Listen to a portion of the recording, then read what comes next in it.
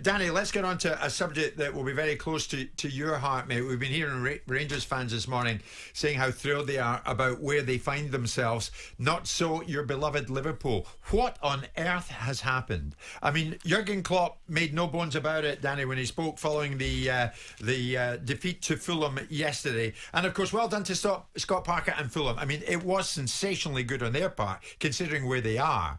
But Klopp said afterwards, is this one of the lowest moments that he's experienced as a manager? I wish I could say no, he says, but yes, it is. This team is an extreme team. We were extremely successful, and now we have an extreme situation, but we'll fight through it. Will they? Can they? Well, you got to.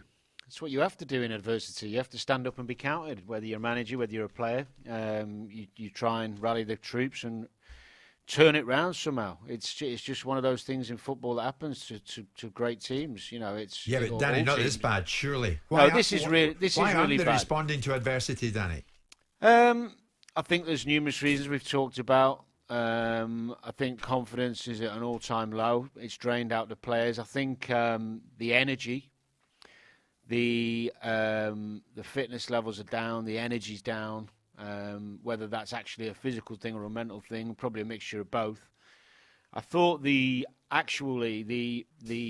game yesterday, where he changed 6 or 7 from midweek to try and freshen it up, went against him and probably gave him a few answers about some of the squad players.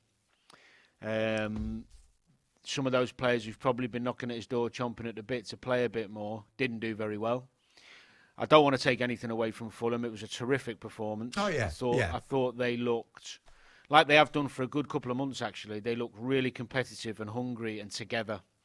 And a real threat as well. Lookman looks a real good player. I mean, I know a lot of them are on loan, but it was Lamina in midfield, really good. One of his best games in a Fulham. Fulham, no doubt about it, Danny, deserve all the plaudits. But I mean, Robbie Fowler, someone you know well, is saying today Liverpool should sell Mo Salah like they did with Coutinho to help fund a rebuild at Anfield. Has it got that bad? Are they that desperate?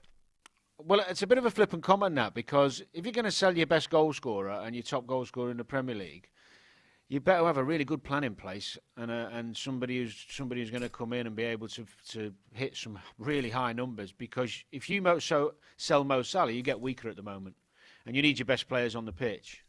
So no, I disagree with that. I wouldn't be looking at selling him at all. No. Okay, can you see any way out of this, Danny? I mean, I'm being serious. How do they turn it round? How does Klopp? He's not Ali Bongo. He's not a magician. How does he do it? Well, you try. You have to wait, get your best players back. You have to give them a break at the end of this season, because this, in terms of the league, that's gone. Yes, they need to put up a fight for the top 4, but I think that's unrealistic the way they're playing. They don't look like they're going to turn it around to get in the top 4. I'd be going all out Champions League, trying to get your best team and your best players who you've got available out for the Champions League and see. Because Liverpool don't want to be in Europa League. That would be a huge distraction. I don't think Liverpool fans want to be in the Europa League next season. In a way, the bad run, although it's horrendous and although it's worrying to a degree, finishing outside the Europa League places could be a blessing for their title challenge next season. But Danny, looking at the analogy of, sort of doubling down and trying to achieve in the Champions League, you will be in the camp that winning is a habit that players get into. Yeah. And you can't just switch off from the league and suddenly say, right, okay, we're going to play well in Europe. This group of players look devoid. I mean, we said this 3 or 4 weeks ago, that they seem to have, in a boxing parlance, no punch resistance. And the moment adversity comes, whether it's they go in front and the team equalise or they go behind, they have nothing in the tank. And I don't understand that. It seems to fly in the face of everything that we know about Klopp. Everything we know and we believed about this Liverpool side, and I accept that they've lost Henderson to add to the list of Virgil van Dijk and Gomez and Matip. But some of the sides that have beaten them, that have turned them over, Fulham to one side, nobody in the league right now really wants to play Fulham, because Fulham look a very good, difficult side to play against, and they're full of confidence. Burnley. Burnley go to Anfield, win. Yeah, Brighton. Sure. So you look at it and say, what kind of characters have you really got in this dressing room? Because when it's going your way, you're a flat-track bully that looks really good on the front foot. When it's put on your toes, there's nothing there. This is the moment that Liverpool have really been put to the test, and we're seeing them game after game get systematically worse, and they have to play really poor sides like Sheffield United to get results, because Sheffield United, I know they beat Villa, but Sheffield United are a particularly poor side that will help you win a game. But by definition, Liverpool, I watched them, they have nothing. And we can turn around and say, if they're conceding goals because their back four's all over the place, fine. But up front, they're poor too as well. They're poor across the entire pitch. About character, I don't think character is the biggest problem. When you get your best players back, your big characters, that becomes infectious and spreads through the other lads. But I think the fatigue levels of the players who've played regularly and under Klopp's regime for the last few years. There was a piece on Sky recently, wasn't there, about I think 4 or 5 of them, maybe even 6 or 5 at least in the top 10 of most games in the last few years, has to take its toll.